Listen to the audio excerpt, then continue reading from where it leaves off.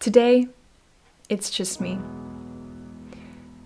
talking to you about the grace of God that is so sufficient that it is able to meet us in any and every life situation in which we find ourselves.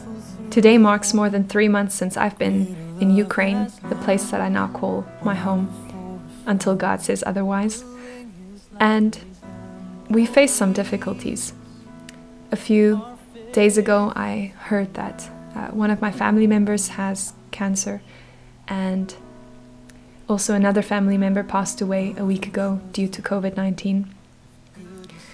And there are so many things that I can add of difficulties that we've faced, not only with our health, not only with my health, but also with some of the uncertainties of bureaucratic processes, and then of course cultural, the food here being so different, the people being different, the culture needing to be readjusted in how I view things, my own culture needing to be reassessed, friends not really being in plenty because most young people have moved to the cities, and even money not really being very, very much an option due to this being a very poor part in Ukraine, and most families having to move to the Czech Republic or being broken up due to the father having to move to the Czech Republic for work. And it's made me think, Lord, why am I here? What is my motivation? And I remember the Holy Spirit reminding me of the first few weeks of my arrival here, when one day one Ukrainian man stopped me and asked me, "What is your goal?" He said, "You can't make money. You can't have success. You would have been so much more successful in an affluent country like America or the west of Europe or Germany or any of those countries. Why this place?" And when he asked, "What's your goal? Why did you come here?" a thought dropped in my heart. Of course, I knew it was the Holy Spirit. And I said to him, "My goal is to learn to love Jesus more and more each day. That is my goal." And when I said that, I just realized the truth opening up for me more and more. We are called to pour out our lives for the people around us. That is our call. That is our goal. What is success? What is success? The thing is, God is the only reason why I'm here. And I remember once a friend also telling me during this difficult time, he asked me, just don't run away from God. And I remember telling him, where am I going to run to? God is the only thing I have. I've never had anything else in my life. Jesus has always been my portion and my inheritance from when I can remember.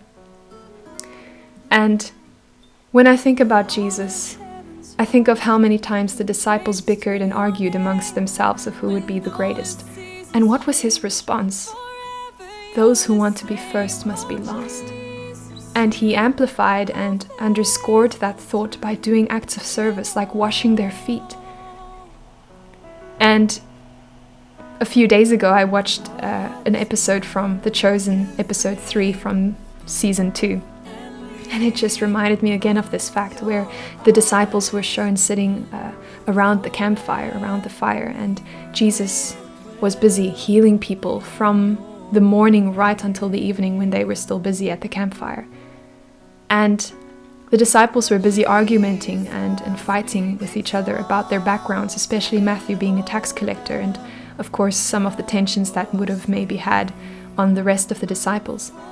And all of a sudden Jesus walks into the campfire light, and he passes by them, and you see his weariness written all over his body, the sweat pouring from his forehead, his feet dragging, and him breathing heavily. And you just realize, what is the point? What is the perspective? What is the most important thing? And I can say today, as I'm sitting here, having been a missionary for a while now and having seen some countries and places, and having realized the importance of pouring out our lives for others, that is our calling, that is the goal. We are to be vessels in which Jesus pours his unconditional love, and to be broken at the feet of the people whom he loves, to show them who he is and what he has done for them. And that thought just amazes me every single time. It's so simple, and yet it's so difficult for us to understand as people. And in this place, in this part of Ukraine, in the very rural areas, we see the Orthodox Church and the Evangelical Church and the Baptist churches and so many denominations not getting it, not getting how important it is for unity to be established and for people to get over themselves and understand that unconditional love is the only way to the Father. That understanding and accepting the love that Jesus has for us, and those two amazing commandments that Jesus gave us, to love God with all our heart, all our mind, all our strength, and to love those among us as we love ourselves. That is our calling, and that is our goal.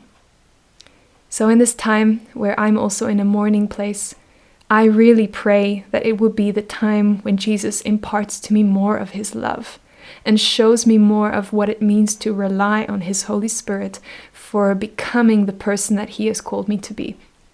And I pray that in every situation, every trial that you go through, that Jesus would impart to you more of that truth, and that that trial will be used as a testimony of God's goodness and of him working through you and giving you the strength to walk you through the fire, and that walking through the fire would be the testimony that people would be brought to Jesus by. I remember also a lovely South African couple who had 2 children, I believe, and they went to Afghanistan as missionaries. And the Taliban caught them and killed basically the whole family except the mother. And as the mother was preparing her husband for the funeral, she used the opportunity to tell the women who were helping her there, the Muslim women, about Jesus during her preparation of her own husband for his funeral. That is the type of love and the type of abnormal love that Jesus can pour into our hearts amidst trials, to be enabled to do the impossible, and that would be the greatest testimony for other people. So in this time, I pray, may God use you, may God bless you, and may God use your trials to lift him to a pedestal to which he belongs, and where people will, the moment when they see the valley, that they will have a higher glimpse and a higher vision of the King on top of the mountains. Thank you so much for listening, and we will continue next week with our next parable. Jesus be exalted.